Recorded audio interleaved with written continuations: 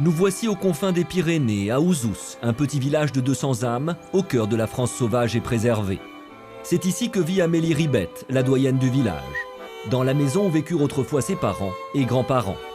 Depuis toujours, la vie s'écoulait paisiblement pour Amélie, jusqu'à cette nuit du 13 avril dernier où un violent incendie ravage sa maison. En quelques minutes, 80 ans de souvenirs partent en fumée. Quand je voyais les flammes, mon Dieu, j'étais désespérée. Je me sentais plus, ma folie m'appuyait, je me sentais plus libre. Amélie est sauvée in extremis par 3 jeunes du village qui passaient par là, mais l'ensemble de sa vie est réduit en cendres.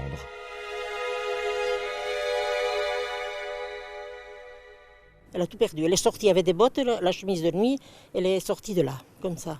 Plus de meubles, plus rien, plus de photos de famille, plus de... Enfin, toute une vie qui a brûlé, qui s'est consumée. J'ai tout perdu, tout. À 88 ans, Amélie se retrouve à la rue sans aucun espoir pour l'avenir. Faute de moyens, sa maison n'était pas correctement assurée. Elle n'a aucune économie.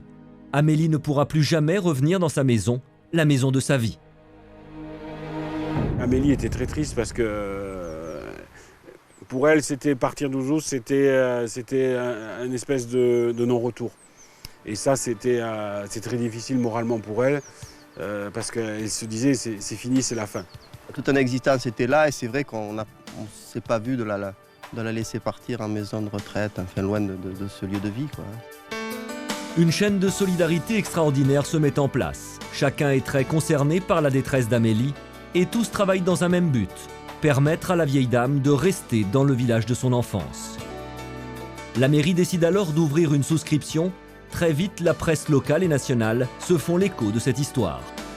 À partir de là, des chèques affluent de toute la France avec des messages de soutien. C'était une grande surprise pour nous. Comment les gens pouvaient se mobiliser pour quelqu'un qui était très très loin pour eux. Je savais qu'il y avait une solidarité en France, ça existait. Je savais à Ouzous qu'il y en avait aussi. Mais d'une telle ampleur, non. L'élan de solidarité est tel que seulement 2 mois après l'incendie, grâce à plus de 300 donateurs, la reconstruction de la maison peut commencer. Au-delà des dons, il y a des gens qui appelaient de partout, à droite, à gauche, y compris d'un charpentier retraité du Lot, là, qui a dit, mais qui a une maison pas très loin d'ici, secondaire, et qui a dit, moi, si vous faites quelque chose, moi je reviens refaire le toit. Une entreprise du village offre l'échafaudage, une autre la pelleteuse. Et le soir, après leur journée de travail, des artisans se relaient bénévolement. D'autres passent leur week-end à monter la charpente et les moins bricoleurs déposent des habits neufs pour Amélie. Il y a eu beaucoup de dons. Il a eu beaucoup de dons, il a dit. Même les gens qui ne me connaissaient pas, ils m'ont envoyé des meubles, ainsi de suite. C'est cette notion de gratuité, moi, qui m'a touché beaucoup, parce que dans notre société où il y a toujours quelque chose de gratuit, mais c'est une fausse gratuité quelque part, hein, dans la société de consommation. Alors que là, voilà, c'est gratuit, c'est donné. Et l'amour est don, et je crois que voilà, moi, c'est quelque chose qui me touche beaucoup. Voilà. Non, je n'aurais jamais cru. Je n'aurais pas cru qu'ils étaient si gentils, vous voyez. Il a fallu que je voie ça pour que je le croie. Durant près de 7 mois, ce chantier sera une formidable aventure humaine.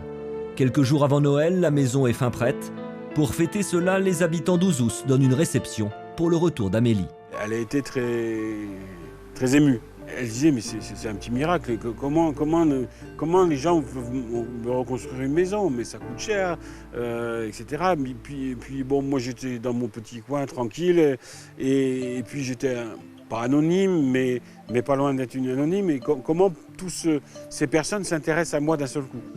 Elle m'avait installé des choses au buffet, des assiettes, quelques couverts, tout ce qui est faux, quelques casseroles.